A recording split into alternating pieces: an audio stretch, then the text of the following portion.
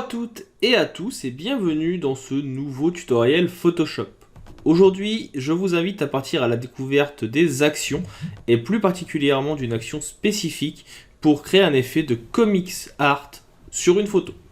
Ce tutoriel est tiré de ma formation sur la création d'actions de scripts créatifs dans Photoshop, dont vous pouvez retrouver le lien dans la description, comme d'habitude, avec le petit code promo qui va bien pour avoir les 20%. Ce tutoriel est pensé pour tout niveau. Si jamais vous avez des questions au cours de son visionnage, je vous rappelle que je serai disponible dans la section commentaires et que vous pouvez également m'y poser vos questions, me proposer des idées de tutoriels ou des demandes suivant les besoins. J'espère que ce tutoriel vous plaira et vous permettra de mieux comprendre les actions et certains outils de Photoshop. Je vous en souhaite un bon visionnage et je vous dis à tout de suite.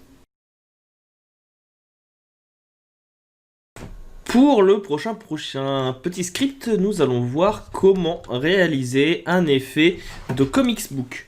Alors, on va voir ici comment ajouter un effet de trame, un petit effet de dessin sur notre personnage, et le tout, bien sûr, avec un script. Vous connaissez maintenant, donc j'ouvre ici le menu des scripts, je viens me mettre sur tuto, et je clique sur le petit plus, et on va mettre comics. On vérifie bien qu'on est dans l'ensemble tuto, c'est le cas, on peut lancer. Je vais commencer ici par venir créer deux duplications. Je vais faire un CTRL-J, deux fois. Celui du haut, je vais double-cliquer, je vais l'appeler demi-teinte. Ce sera sur celui-ci que vous viendrez faire les petits points. Et celui-ci, je vais le double-cliquer, je l'ai sélectionné, je vais l'appeler effet dessin. On va venir tous les deux les passer en objet dynamique, donc l'un après l'autre, de façon à pouvoir modifier les effets le moment venu. Sur effet dessin, je vais ensuite venir dans filtre, je vais aller dans galerie des filtres, et ici je vais venir chercher contour postérisé. On va venir dézoomer, simplement parce que je l'ai fait sur une très grande image, et vous voyez, contour postérisé, on l'a déjà expliqué dans une vidéo un petit peu plus tôt, ça permet de venir donner un effet dessin, tout simplement.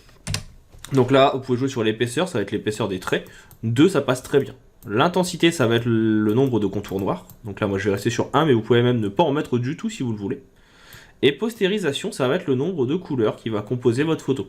Donc moins il y aura d'effet de postérisation, plus il y aura cet effet ici, dessin. On pourra le modifier par la suite pour avoir le rendu. Pour l'instant, je vais le laisser à 1. Et je clique sur OK. Ici, vous ne voyez pas de modification, c'est parce que le demi-teinte est toujours visible. Demi-teinte que je vais sélectionner. Et donc, je vais venir faire filtre. Vous avez esthétique, non c'est pas esthétique d'ailleurs, c'est pixelisation, et vous avez demi-teinte. D'ailleurs je vois que j'ai mis un S en trop. Demi-teinte, ça va permettre tout simplement de venir transformer ici en trame votre illustration. Vous allez choisir le rayon de vos cercles, donc là pour l'instant j'ai mis 15, mais on pourra toujours le modifier par la suite, et l'angle en degrés de chacune des couches. La couche 1, cyan, magenta, jaune et noir, les différents points qui vont apparaître. Ici, on part sur le principe de l'illustration, le principe de l'impression en CMJN.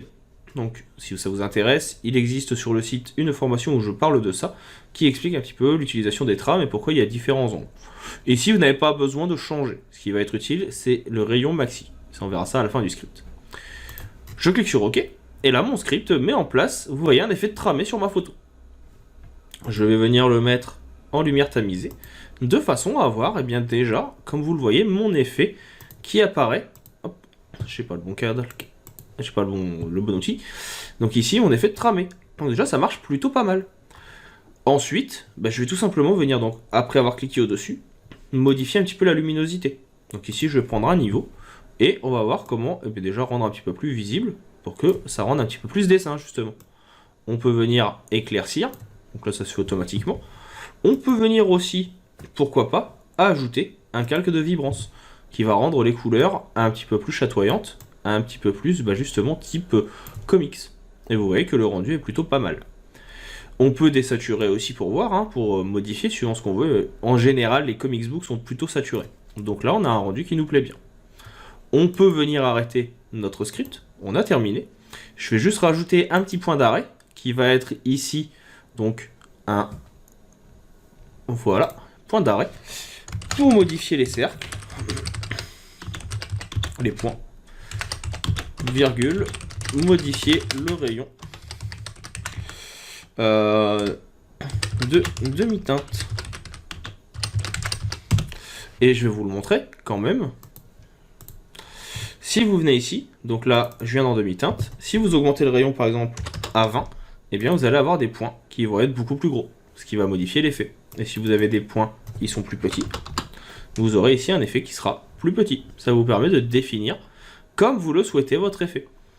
Et bien sûr, ici vous pouvez venir aussi jouer dans Galerie des filtres, là je ne l'ai pas précisé, mais par exemple demander une postérisation, eh bien non pas à 1 mais à 0, qui aura encore moins de couleurs, pour avoir un effet qui soit encore plus comics.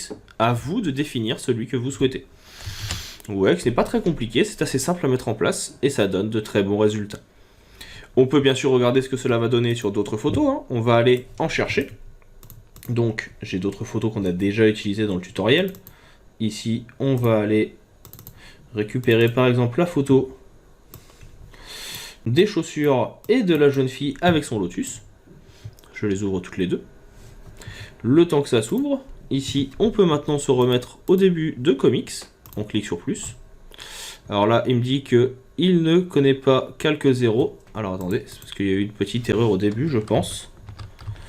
Alors pourquoi il n'a pas voulu?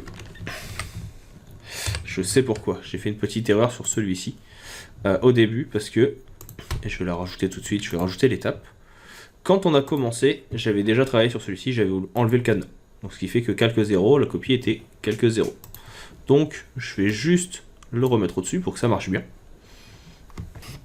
D'où l'importance de parfois revérifier aussi ces différents calques. Donc là, on est bien d'accord qu'ici c'est à 0. Là, je remets la version précédente. Et donc là, je lance mon filtre. Enfin, mon script et mon action plutôt. Et donc là, il me dit, s'il y a besoin, continuer, on peut arrêter. Donc là, on peut arrêter. Et on a l'effet comics qui apparaît. Et vous voyez que ça a été très très vite. On peut venir le faire sur les chaussures, ça marche aussi. Donc c'est un style qui est souvent utilisé par des étudiants, en général quand ils commencent à travailler de l'illustration, pour pouvoir venir donner des effets de comics dans des BD ou autres. C'est une des premières choses qu'on présente aux étudiants. Personnellement, je trouve le résultat assez intéressant, assez rapide à mettre en place, pas trop compliqué, et donne des choses plutôt sympathiques. Bien sûr, tout va dépendre par la suite, forcément, de la taille de votre photo, de votre image, des contrastes, etc. Mais ça donne des résultats que je trouve vraiment très sympas.